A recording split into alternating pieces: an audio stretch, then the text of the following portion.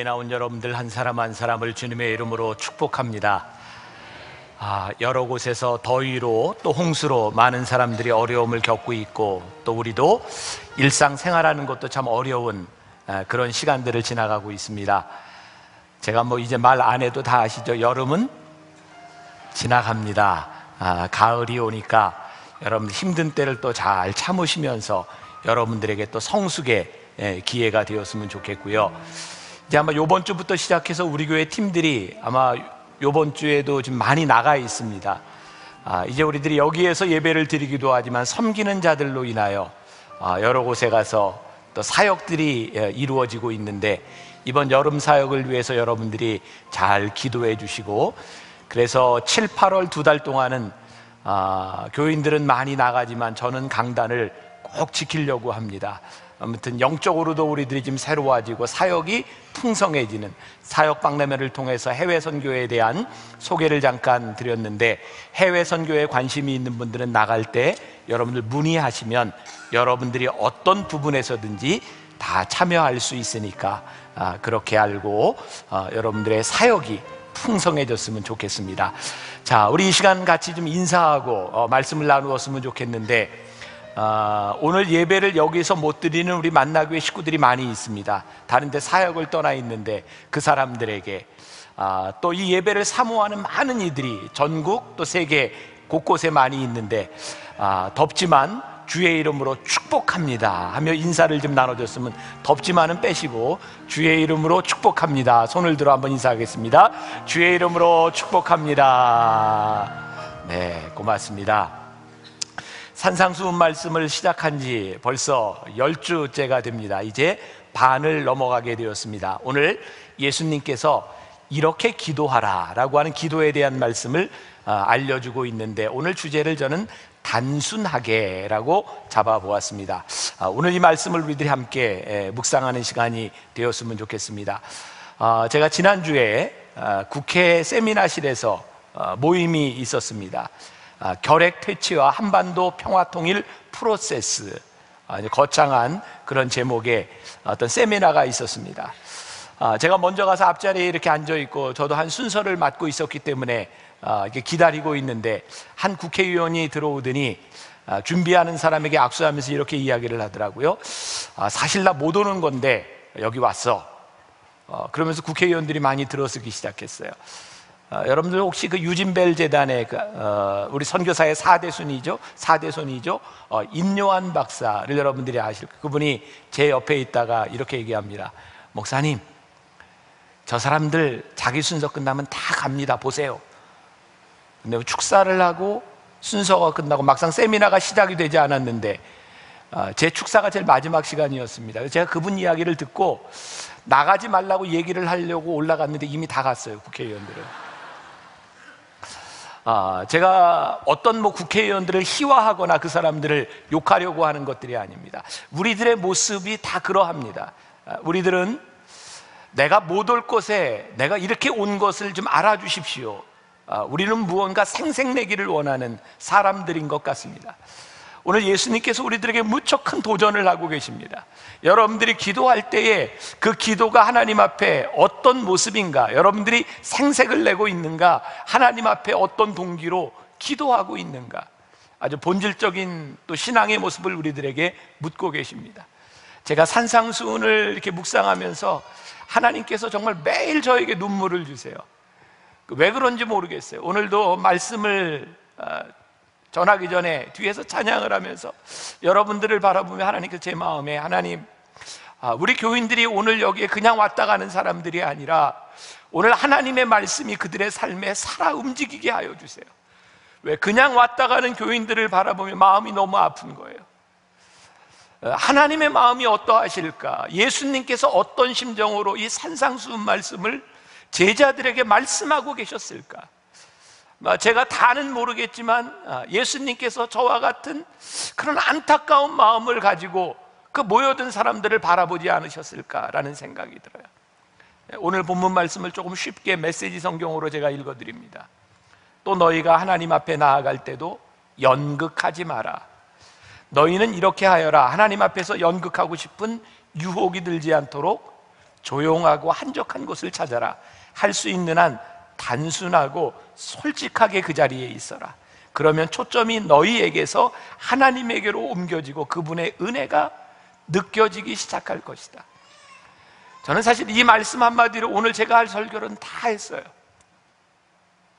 여러분들이 한적한 곳에서 조용히 하나님께 시선을 맞추십시오. 그러면 그분의 은혜가 느껴지기 시작할 것입니다. 오늘 여기 수천 명의 사람들이 예배를 드리고 있지만 오늘 예배드리는 회중 가운데 그 누군가 한 사람, 하나님의 은혜를 느끼는 사람, 그 사람이 필요한 시간, 그것이 오늘 예배 시간입니다. 오늘 본문 5절에 보니까 기도할 때 외식하는 자와 같이 하지 말아라. 예수님께서 끊임없이 이 산상수훈을 통해서 우리들에게 말씀하시는 것이 외식, 위선, 그리고 예수님이 우리들에게 가르치고 싶어 하시는 것이 하나님 앞에 진실함에 대한 이유입니다. 지난주의 말씀에 이어서 남을 돕는 것에 대한 그 돕는 것 자체에 대한 문제가 아니라 그 동기와 그 목적을 보셨던 것처럼 이 기도에 대한 문제에 있어서도 예수님께서 왜 내가 기도하는가, 그 기도의 이유와 동기를 보기를 원하십니다. 바리새인들은 기도하기를 좋아했다라고 되어 있습니다. 여러분들 이 바리새인들을 보면 참 훌륭하다는 생각이 들지 않으세요? 그들이 기도하는 것을 좋아했다. 그런데 예수님이 왜 여기에 문제를 삼으셨나요?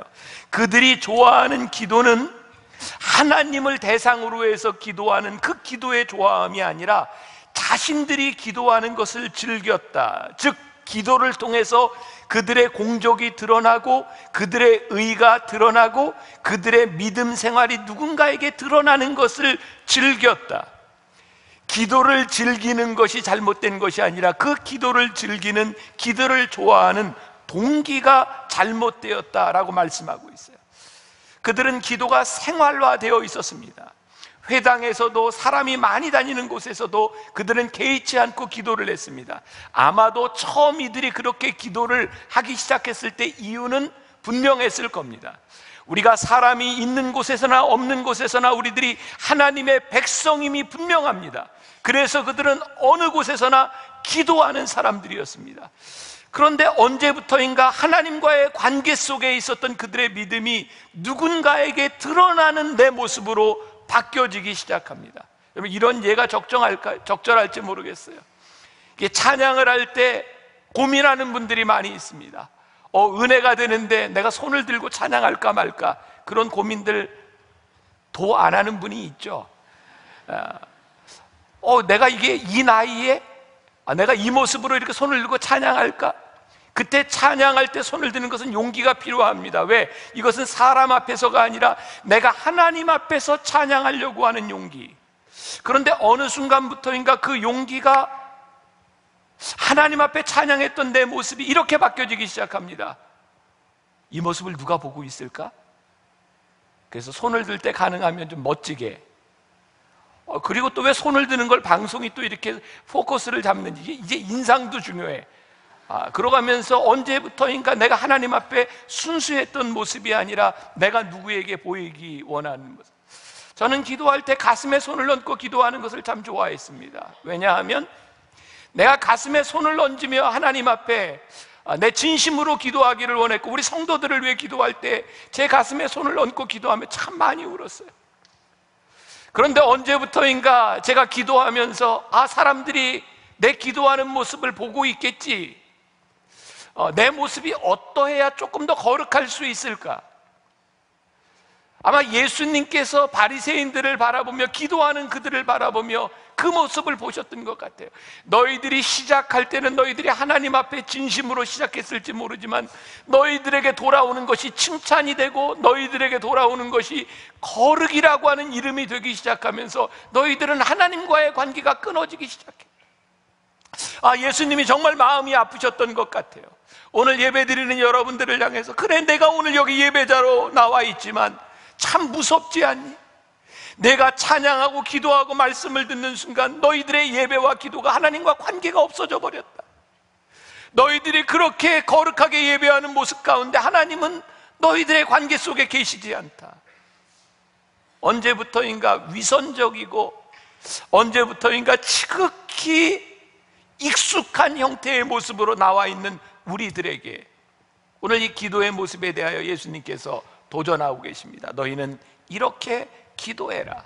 본질적인 기도의 태도에 대해서 6절과 7절 말씀 보니까 너희는 기도할 때 내 골방에 들어가 어떻게 해요? 문을 닫고 은밀한 중에 계신 내 아버지께 기도하라. 은밀한 중에 보시는 내 아버지께서 갚으시리라. 또 기도할 때 이방인과 같이 중언부언하지 말라. 그들은 말을 많이 하여야 들으실 줄 생각하느니라. 이 말씀을 조금 더 깊이 풀어가 보겠습니다. 먼저 골방으로 들어가라 라고 하는 말씀입니다. 이 골방이라고 하는 것은 단순히 어떤 장소적인 의미만을 이야기하기보다는 이 골방 안에 들어가 우리의 기도를 방해받지 않고 우리의 기도를 누구도 보지 않는 곳에서 문을 닫고 하나님과의 관계에 집중하라 라고 하는 말입니다. 제가 가끔 기도할 때 그런 이야기는 불을 끄세요. 그리고 다른 사람 신경 쓰지 마세요. 골방이라고 하는 것은 장소적인 의미가 아니라 오늘 여러분들이 이곳에서 하나님과의 관계 속에 기도하고 있는가, 그것을 우리들에게 말씀하고 있는 거예요. 우리들이 하나님의 본성을, 하나님이 어떤 분이신지를 바로 알게 된다면 우리의 기도가 올바르게 바뀌기 시작합니다. 모세가 하나님을 처음 만났던 때 그가 호렙산에서 부르심을 받습니다. 성경에 보니까 그가 부르심을 받을 때에 주변의 사람들이 가득하더라 라고 되어 있죠. 이렇게 물을 때는 되게 아닌 경험이니까 자신 있게 이야기하세요. 아무도 없었어요. 그 옆에 뭐가 있었죠? 단지 그가 치고 있던 양들만이 있었을 겁니다. 제가 말씀을 생각하면서 그냥 그런 상상을 해봤어요. 모세가 제일 힘들었던 게 뭐냐면 하나님께 불리움을 받았으나 그의 권위를 인정받을 수 없었다는 거예요. 그래서 그에게 고민이 있죠. 내가 말씀을 들고 나갔을 때 사람들이 나를 따라오겠습니까? 아니, 그러면 하나님께서 단박에 해결하실 수 있는 방법이 있었을 것 같아요. 모세를 부르실 때 사람들이 많이 있는 곳에서 모세를 부르셨으면 사람들이 다 알 거 아니에요. 근데 하나님이 그런 방법을 취하시지 않더라는 거예요. 하나님이 우리를 부르실 때 하나님은 전적으로 퍼스널하게 너와 나와의 관계 속에서 은밀하게 하나님이 우리를 부르신다는 거였어요. 그래서 모세를 부르실 때 그 주변에 아무도 없었어요.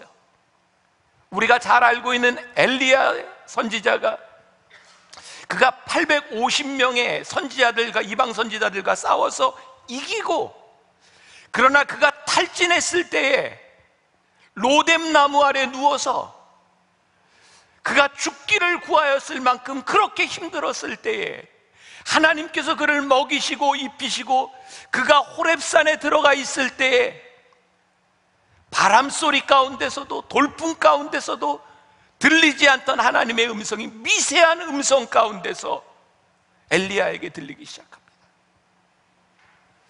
하나님은 세상의 수많은 소리 가운데서가 아니라 하나님과의 은밀한 골방 안에서 미세한 음성으로 그를 만나 주셨어요. 예수님께서 오병이어의 기적을 행하실 때, 여러분 성경을 유심히 보세요. 사람들이 막 배가 고프고 굶어 있는 상태에서 물고기 2마리와 보리떡 5개로 예수님께서 축사하시기 전에 뭐 하셨는지 아세요? 사람들에게 다 조용히 앉으라고 말씀하십니다. 하나님의 말씀이 이루어지는 것은요, 하나님과 우리들 사이의 관계가 온전히 회복되는 조용한 그 순간에 하나님의 역사가 일어납니다. 여러분 삭개오를 아시죠? 삭개오가 예수님을 만나기를 원했지만 그가 키가 작아서 예수님을 볼 수 없었다. 주변에 얼마나 많은 사람들이 있었는지 몰라요. 그래서 삭개오가 어디로 올라가죠? 무화과 나무 위에 올라갑니다. 돌감람나무 위에 올라갑니다. 수많은 사람들이 거기를 에워싸고 있고 삭개오가 돌감람나무 위에 올라갔을 때 예수님을 만납니다. 그러나 거기에 수많은 사람이 있었다고 하는 것은 별로 문제가 되지 않습니다. 그 수많은 사람들 가운데서 아주 퍼스널하게 삭개오의 눈과 예수님의 눈빛이 마주치는 아주 개인적인 순간이었습니다. 삭개오는 거기서 주님을 만납니다. 12년이나 혈루병을 앓던 여인이 수많은 군중 가운데 에워싸여 있는 예수님, 그분을 만나면 내 병이 나을 것 같아서 그분의 옷자락을 만졌습니다. 예수님께서 말씀하십니다. 누가 나를 만졌느냐? 나에게서 능력이 나갔느니라. 사람들이 이야기합니다. 예수님, 여기 이렇게 많은 사람들이 있는데 누가 예수님을 만졌는지 어떻게 합니까? 그런데 예수님은 아셨습니다. 누가 나를 만졌다. 수많은 군중 가운데서 그 여인은 골방에 있었습니다. 수많은 구경꾼들 가운데서 삭개오는 골방 무화과 나무 위에 올라가 있었습니다. 주변에 있는 그 어떤 것도 그에게 방해가 되지 않았습니다. 그는 그 골방에서 주님을 만났고 주님의 능력을 경험합니다.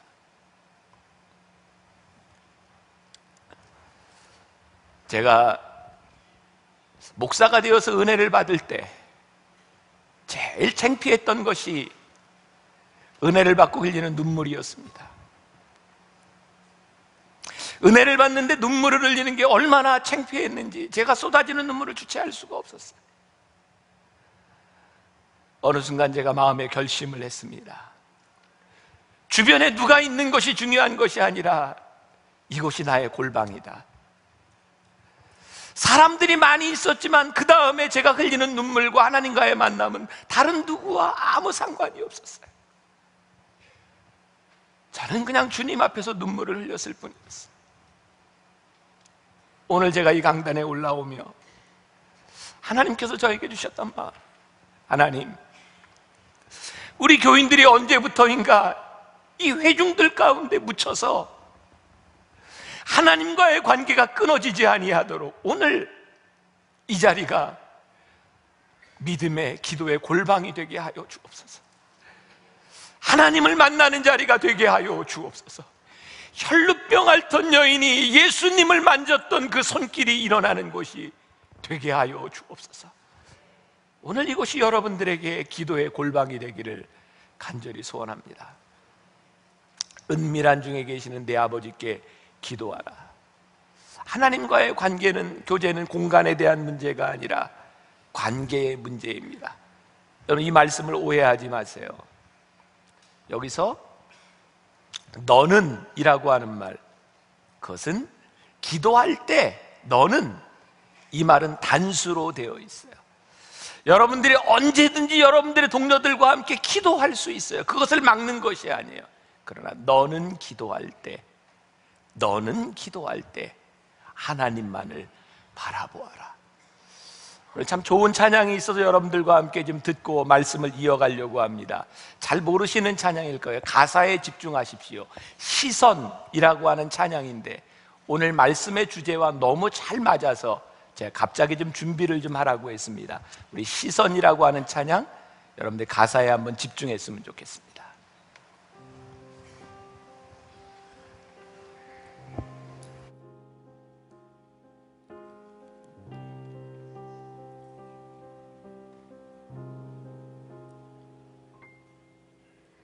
내게로부터 눈을 들어 주를 보기 시작할 때 주의 일을 보겠네. 내 작은 마음 돌이키사 하늘에 꿈꾸게 하네. 주님을 볼 때 모든 시선을 주님께 드리고 살아계신 하나님을 느낄 때 내 삶은 주의 역사가 되고 하나님이 일하기 시작하네.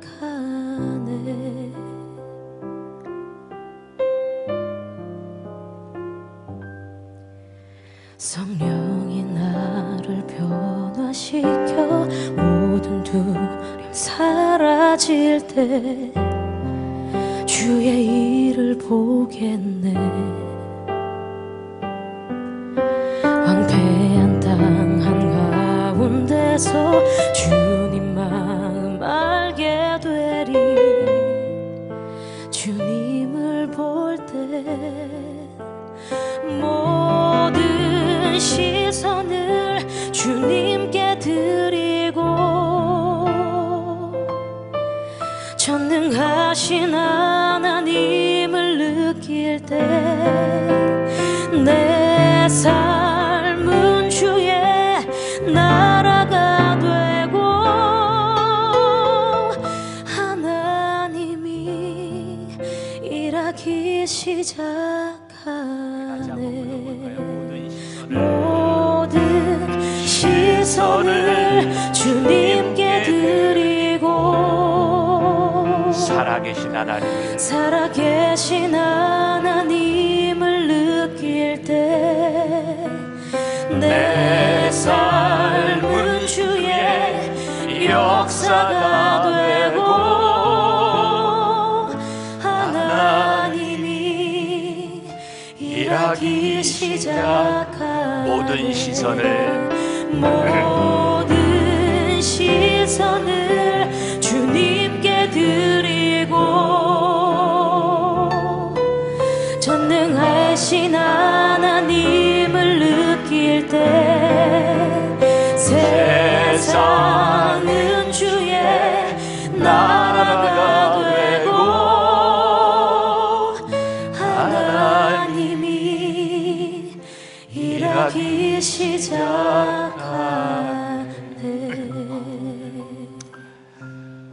너무 좋죠? 제가 이 찬양을 우리 홈페이지에 올려놓겠습니다. 여러분들이 들을 수 있도록. 너무 좋았어요. 모든 시선을 주님께 드리고 살아계신 하나님을 느낄 때 내 삶은 주의 역사가 되고. 우리들이 기도한다고 하면서 우리의 시선이 하나님을 향하고 있지 못해요. 우리는 주변에 너무 시끄러운 것들에 빠져 있는, 그래서 오늘 예수님께서 우리들에게 말씀하시는 은밀한 중에 계신 내 아버지께 기도하라. 또 7절 말씀에 가서 보니까 그리스도인들과 이방인들의 기도를 비교해서 말씀하고 있습니다. 이교도들의 특징은 무의미한 수다를 늘어놓는 것, 그것을 기도라고 생각합니다. 그러나 하나님께 드리는 기도는 의미 있는 하나님과의 교제입니다. 너희들 중언부언하지 말아라. 어떤 것이 중언부언하는 기도일까? 우리가 기도를 많이 해요. 이방인들이 어떻게 하는가? 그냥 주문을 외우듯이 많이 해요. 그리고 그 중에 하나 걸리면 좋고 아니면 말고. 이거 기도가 아니다. 우리들이 하나님 앞에 기도할 때 정말 우리들이 하는 기도를 하나님이 구별하신다는 거예요. 우리 하나님이 아신다는 거예요. 제가 말씀을 준비하는 중에 어떤 책에 그런 얘기가 나오죠. 어떤 부부가 아이를 넷이나 키우면서 그들이 깨닫게 된 것이 있대요. 가짜 울음과 진짜 울음을 깨닫게 됐대요. 잠을 자다가 무의미하게 우는 아이의 울음 가운데 부모는 더 이상 반응하지 않습니다. 조금 있으면 잠들 거야. 그러나 의미 있는 울음, 저희가 뭔가 정말 절실하게 부모를 찾는 울음에 엄마와 아빠는 그냥 잘 수가 없어 일어납니다. 하나님이 우리의 기도를 그렇게 들으신다는 거예요. 여러분들의 무의미한 기도, 거기에 반응하시는 분이 아니라 여러분들의 깊이 있는 기도, 거기에 우리 하나님이 반응하기를 원하세요. 정말 이 아버지라고 하는 말이 우리들에게 얼마나 감격스러운 말인가. 아버지. 여러분들이 이전에 나와서 하나님 앞에 여러분들의 마음을 드리며 아버지, 여러분들이 아버지라고 부를 수 있는 것이 얼마나 큰 특권인가. 지난 1일에 저희 교회 설교를 했던 박형은 목사님, 제가 잊지 못해요. 정말 그 한마디를 잊지 못해요. 4명의 아이를 키우고 2명의 아이를 입양하며 사람들은 그 아이들이 좋은 곳에 가서 잘 산다고 이야기하지만 아니요, 그들에게 중요한 것은 이제 그들이 미국에 가서 살아갈 수 있는 특권이 아니라 그들이 아버지라고 부를 수 있는 아버지가 생기고 가정이 생겼다는 거예요. 오늘 여러분들이 여기서 기도할 수 있는 이유, 하나님이 여러분들을 부르셔서 여러분들로 하여금 아버지, 여러분들이 깊이 있는 기도를 할 수 있도록 하나님이 여러분들을 부르신 것, 그것이 하나님과 우리들 사이에 만나기를 원하시는 기도의 만남입니다.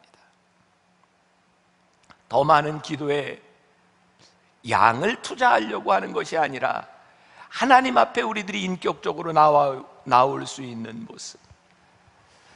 자, 여러분들 지금까지 신앙생활하면서 예배 가운데 제일 힘들었던 게 뭔가요? 저는 교회 성장학을 가르치고 교회를 이렇게 분석하면서 많은 젊은이들이 교회를 떠나간 이유들 가운데 뭐 여러 가지가 있지만 그 중에 하나가 장로님들의 기도 때문이었습니다. 한 가지 요인이, 왜? 기도가 너무 길다는 거였어요. 여러분들 기억나지 않으세요? 예전에 장로님들이 한번 기도하면 정말 전 우주에서 창조부터 시작해서 오늘 예배 주제부터 모든 부서까지 다 나옵니다. 언제부터인가 기도가 이렇게 정형화되기 시작했어요. 하나님과 나와의 관계가 아니라 정형화된 기도 가운데서 기도는 정말 오래 하지만 그 기도의 영성이 사라져버리고 하나님과의 관계가 없는 너무나 정형화된 기도, 그것은 우리들에게 어떤 역사도 만들어내지 않습니다. 지금은 사라져버렸지만 저희 교회 이전에 큰 강대상이 있을 때 올라가 보면 빨간 글씨로 써서 붙여놓은 게 있었어요. 대표 기도는 3분 이내에. 3분이 넘어가서 이 대표 기도 시간에 교인들이 졸기 시작하면 성령님이 역사하지 못해요. 제가 늘 그런 얘기예요. 조는 사람에게는 성령님도 역사하지 못한다. 왜 기도가 우리들에게 그렇게 지루한 것들이 되어버렸는가? 어떤 지방 집회에서 있었던 일입니다. 장로님이 대표 기도를 하는데 얼마나 기도를 오래 하는지 끝날 기미가 안 보이는 겁니다. 강사 목사님이 그냥 나왔대요. 종을 땡땡땡 치면서 교인들한테 장로님 기도하게 놔두고 우리는 말씀 들읍시다. 그리고 했대요. 이게 정말 하나님 앞에 드리는 기도가 이렇게 될 수 있는 겁니까? 제가 알고 있는 어떤 교회에는 어떤 목사님이 사회 보고, 예전에는 다 뒤에 의자에 앉아 있었잖아요. 기도하는 중에 졸다가 그대로 꼬꾸라져 가지고 교인들 깜짝 놀라서 깨게 한 일들. 기도에 대한 이 해프닝들이 얼마나 많은지 몰라요. 근데 그런 일들이 뭡니까? 하나님과의 관계 속에서가 아니라 어느 날부턴가 지루해지고 누군가에게 보이기 위한 이거 뭔가 잘못되어 가고 있다. 기도가 도대체 무엇인가? 우리는 왜 중언부언하며 그렇게 오래 기도하는가? 불교인들은 3000배를 하기도 합니다. 3000배를 하면 어떤 일이 일어난다 그러죠? 소원이 이루어진다고 이야기를 합니다. 기독교인들은 1000번제를 드립니다. 1000번제를 드리면 내가 원하는 소원이 이루어질 것 같다고. 3000배를 하든 1000번제를 드리든 그것이 우리의 소원을 이루는 것이 될 때 그것은 중언부언하는 기도라는 겁니다. 그것은 참다운 기도가 아니라고 성경이 우리들에게 이야기합니다. 성경이 우리들에게 이야기하는 것은 너희들이 기도하는 그 동기가 무엇이냐? 너희들의 욕망을 이루기 위한 것은 기도가 아니다. 하나님이 그것 받지 않으신다라고 말씀해요. 돌아오는 수요일에 김장한 목사님이 오셔서 설교를 하십니다. 여러분들에게 좋은 기회가 될 것 같아요. 그분의 책에 보면 그런 얘기가 나옵니다. 어느 교회에서 예수 믿지 않는 남편을 위해 전도하기 위해 기도하는 그 이유를 조사해 보았더니 첫 번째 순위가 남편이 예수를 믿으면 나를 더 사랑해주고 내가 신앙생활하는데 훨씬 더 도움이 될 것 같다. 그리고 내가 교회에 헌금하는데 남편이 아무 소리 하지 않을 것 같다. 자녀를 더 사랑해줄 것 같다. 그런 내용들이 대부분이었다는 거예요. 깜짝 놀랐다는 겁니다. 남편을 위해 기도하고 있는데 그 기도의 동기가 지극히 나를 위한 것이었다는 거예요. 하나님께서 그 기도를 기뻐 받으시겠는가? 정말 남편을 위해 기도할 때 그 남편의 영혼을 생각하며 하나님, 그의 영혼이 얼마나 불쌍한지 하나님 그를 붙잡아 주셔야 되지 않겠습니까? 그런데 우리의 기도를 보면 대부분의 기도들이 아버지라고 기도하면서 끝까지 우리의 욕망을 위해 기도하고 있다는 거예요. 마치 이방인들이 중언부언하고 있는 그런 기도를 우리들이 드리고 있다. 8절 말씀해 보니까 우리 하나님에 대해서 이렇게 나와 있어요. 그러므로 그들을 본받지 말라, 이방인들을 본받지 말라. 구하기 전에 너희에게 있어야 할 것을 하나님 너희 아버지께서 아시느니라. 자, 여러분들에게 굉장히 중요한 도전을 합니다. 하나님께서 여러분들에게 필요한 것을 아시는 분이십니까? 우리가 기도할 필요가 있습니까? 없습니까? 오늘 여러분들이 이 기도에 대한 말씀을 듣고 기도해야 될 필요가 하나도 없어질 것 같아요. 왜? 하나님 다 아시는데 뭐. 제가 말씀을 묵상하면서 아주 중요한 것을 깨닫게 되었습니다. 우리 하나님께서 우리의 있을 것을, 우리에게 필요한 것을 다 아십니다. 문제가 뭔지 아세요? 우리가 우리에게 필요한 것이 무엇인지를 모른다는 겁니다. 하나님이 우리들에게 기도를 명하시는 이유는 우리들에게 정말 필요한 것이 무엇인지를 하나님께 기도하며 깨달아 알았으면 좋겠다는 거예요. 정욕에 휩싸인 우리들은요, 정욕이 뭔지 아세요? 내가 하고 싶은 것이 정욕입니다. 근데 내가 하고 싶은 것이 여러분들의 인생에 정말 필요한 일일까요? 어제 남성 성경 공부를 하면서 제가 남자들에게 그런 도전을 드렸어요. 여러분들이 지금까지 그렇게 원했던 일들, 그것이 정말 하나님이 원하시는 기뻐하는 일이고 여러분들이 원하는 그 일들이 이루어지면 정말 행복하겠습니까? 하나님은 우리에게 필요한 것들을 다 아세요. 그런데 우리가 그걸 몰라요. 그걸 어떻게 할 수 있을까요? 하나님과 교제하며 하나님과 기도하며 우리에게 진정 필요한 것이 무엇인지를 알게 돼요. 그때 우리는 중언부언하지 않고 이렇게 기도합니다. 아버지, 아버지, 나에게 그게 필요해요. 그것을 아시는 하나님께서 우리의 기도를 들으시고, 그래, 내가 너의 기도를 들었다. 내가 너의 눈물을 보았다. 그게 오늘 예수님께서 우리들에게 가르치시기를 원하시는 기도에 대한 말씀입니다. 사랑하는 여러분, 만일 여러분들 가운데 성경 지식도 없고 하나님이 누구인지도 모르는데 우리가 어떻게 기도하나요? 혹시 이런 의문이 드는 분이 있는지 모르겠어요. 기도해야 하나님이 어떤 분이신지를 알아갑니다. 기도해야 하나님의 인격이 우리들 속에 들어오기 시작합니다. 기도해야 하나님이 원하시는 지식이 우리 가운데 들어오기 시작할 때 그 기도가 올바른 기도가 되기 시작합니다. 토마스 머튼이라고 하는 작가 지망생이 있었습니다. 출판사에 대해 작품을 내놓고 그는 고민을 했습니다. 내가 하나님께 어떻게 기도해야 될까? 이것이 출판이 되도록 그 출판사의 눈에 잘 띄도록 기도해야 되는 것이 옳은가 그렇지 않은가? 근데 기도했답니다. 이 출판이 잘 되기를 위해서 기도했답니다. 그런데 안 됐습니다. 그리고 나서 그는 깨닫게 되었답니다. 내 인생의 최고의 응답은 내 작품이 그 사람 눈에 띄지 않은 것이다. 왜? 그는 그 작품이 발탁되지 않음으로 인하여 수도원에 들어가게 되었고 그곳에서 작품을 쓰기 시작했고 그는 위대한 작가가 되기 시작합니다. 제가 여러분들에게 무엇을 이야기하고 싶은가? 여러분들이 지금 그렇게 원하고 여러분들이 바라는 것, 그것이 중언부언하는 기도가 되지 않도록 여러분들의 필요를 아시는 하나님 앞에 여러분들이 올바른 기도를 할 수 있도록 기도 가운데 들어가라는 거예요. 오늘 이 말씀은 하나님이 모든 것을 다 아시기 때문에 너희들이 기도하지 않아도 된다라고 하는 것이 아니라 너희들이 진실된 기도를 하기 위하여 이렇게 기도하라는 거예요. 그래서 다음 주에 우리 주님께서 주기도문을 가르쳐 주십니다. 이건 to be continue. 다음 주에 이어집니다. 주기도문에 대한 기도.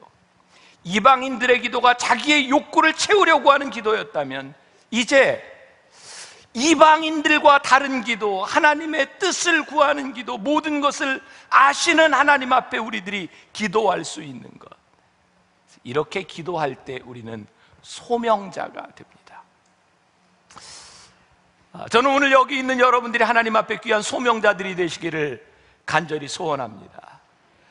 하나님께서 여러분들을 향해 만들어 놓으신 하나님이 하시는 가장 좋은 그 일들이 여러분들의 기도와 맞아 떨어질 수 있기를 간절히 소원합니다. 그래서 그 기도가 여러분들에게 기쁨이고, 중언부언하는 기도를 통해서 여러분들이 늘 기도의 실패자들이 아니라 기도의 승리자들이 되고 기도의 역사를 경험할 수 있는 사람들. 기도는 우리들이 가장 필요한 것을 하나님 앞에 진실하게 구하는 것이고, 우리들은 기도하면서 그것이 하나님의 뜻이 무엇인지를 발견하게 되는 것이고, 이것이 하나님 앞에 신앙생활을 하겠다고 불림을 받은 사람들의 올바른 신앙의 모습입니다. 말씀이 너무 어려운가요? 산상수훈을 준비하면서 쉽지 않다는 생각이 들었어요. 근데 이 말씀대로 살아야 되겠다는 생각이 들었어요. 요즘 제가 은혜를 너무 많이 받아요.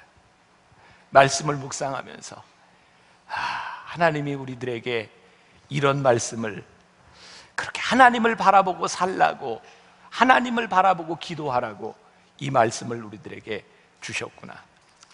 오늘 시선이라고 하는 찬양 한번 부르며 여러분들 마음속에 결단이 있었으면 좋겠는데, 가사가 너무 좋습니다. 여러분들의 시선을 주님께 드리고 살아계신 하나님을 느끼며, 그때 내 삶은 주의 역사가 되고 하나님이 일하기 시작합니다. 이것이 기도입니다. 우리 같이 찬양하며 여러분들 마음에 결단이 있기를 소원합니다.